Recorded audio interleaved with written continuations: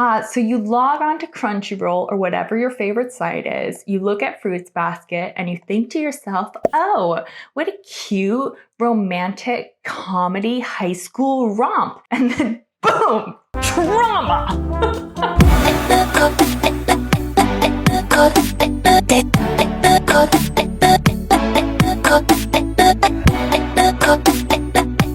Yeah, so what do I think about Fruits Basket? Here's what I think. This is what I think. Today we're going to be talking about Tohru and KYO as a ship. My heart be still, heart be still. There's a lot of problems with Fruits Basket. Some of their depictions of trauma and abuse are not particularly sensitive. Also, you should not rely on your loved one to heal all of your past emotional wounds. That is what therapy is for. Not to mention the little sprinkle of transphobia at the end there with the Aikido. Yeah, I remember that. That was weird. That was weird. All of that said, Tohru and KYO. So my concept for this piece is going to be pretty simple. I've essentially just taken a screenshot of Tohru and KYO, and I've reduced it to just a line drawing, and I'm going to fill it in with bright colors. I want it to look really sketchy, so it looks like it's almost hand-drawn. I want the colors to be very light and pastel and playful and warm, because that is just like the feeling that I get when I think about Tohru and KYO.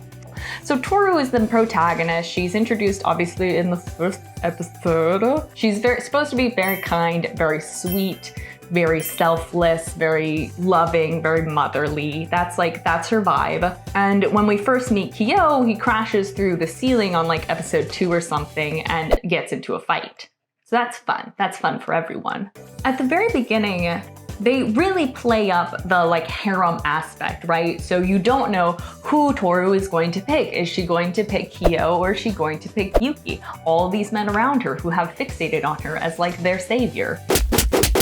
But Tohru has already fixated on the cat. She really wants to get to know KYO. She wants to like be his friend. And in return, at the beginning, KYO is very standoffish to this. He snaps at her a lot. He gets angry very easily. Yuki and Shiguri both at different times in the show berate KYO for not being nicer to Tohru, which is good. He should be nicer to Tohru. But they end up growing very close. They have a lot of special moments. I think that the author must have known that KYO was the end game before it became clear in the show or in the manga, because they have so many special moments together. They have the moment when they're sitting on the roof, when KYO like comes to walk her home and is really sweet.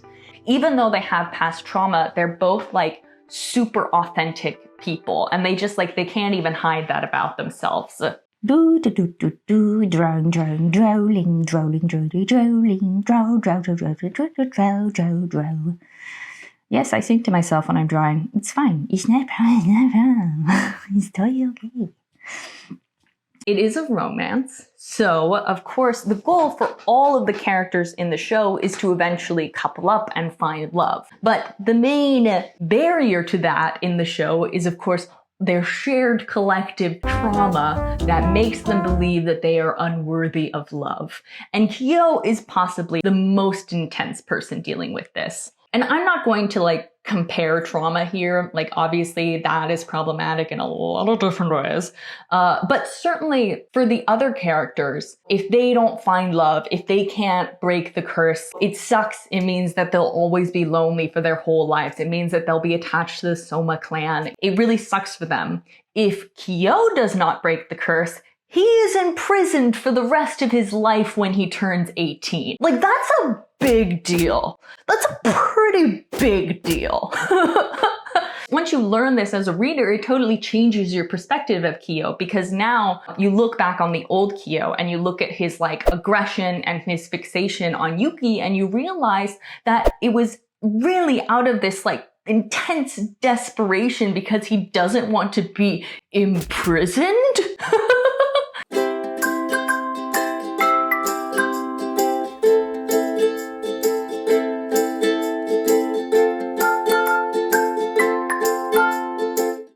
And also, I think that when Tohru learns of KYO's situation, that is also probably the biggest trigger in her character as well, because she remains pretty flat. Like, she begins kind and selfless and caring and motherly, and she pretty much ends selfless and giving and motherly, with the only exception that when she learns that KYO is going to be imprisoned, Tohru like goes the fuck to town. Like, she is knocking on doors. She's like tracking people down. She's like, how do I break this motherfucking curse? All right, now I have my figures ready, but to be honest, I'm going to be a little bit lazy with the background. I thought about like drawing some a nice interior scene, because this feels like it's taking place inside their house, and I think that is what the original scene was, like when she's making her TV for him to try, and for their classroom. I don't remember. It's fine. But I don't want to do that because that sounds like a lot of work. It just sounds like a lot of work for me right now. I don't want to do it. Oh, when KYO looks at Tohru and says, when she's calling out to him, and he goes, "Since when did my name sound so sweet when you said it?" And then at another time he's looking at her and he's going, I know I'm gonna be imprisoned. I'm never gonna break this curse, but I wanna be with you up until the last moment. Oh, heart be still. Heart be still. And Tohru as well, she's running around asking people how to break the curse. And at one point she also says, wanting to save Yuki, wanting to save Shigure, these are all just excuses. What I know is that not the curse, nor the somas, nor anyone is gonna take KYO away from me. And that's so good for her. That's so big for her. She's like admitting that she's not acting selflessly, that she's not acting out of kindness, that she wants KYO. She wants him to live a happy and long life, and she wants to be with him. So much. He's fine. He's fine. He's not a problem. It's not a problem. It's totally okay. Okay, and here we go. Going to reveal my pretty piece to you. And here we go. And the vroom, vroom, vroom. Yes! Okay, that's my song. But this is my final piece. Look at it. Oh, it's so pretty. I'm pretty happy with the way that it turned out. I mean, I say that most of the time. I like my art okay. It's pretty good.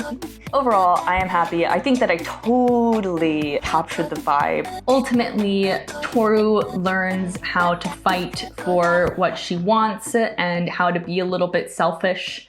And KYO learns that he is deserving of love and happiness and a full life, and that his curse as a cat and the way that his family thinks about him does not define him. And they end up living together and living a long and happy life. All right, well, thank you for joining me. Bye.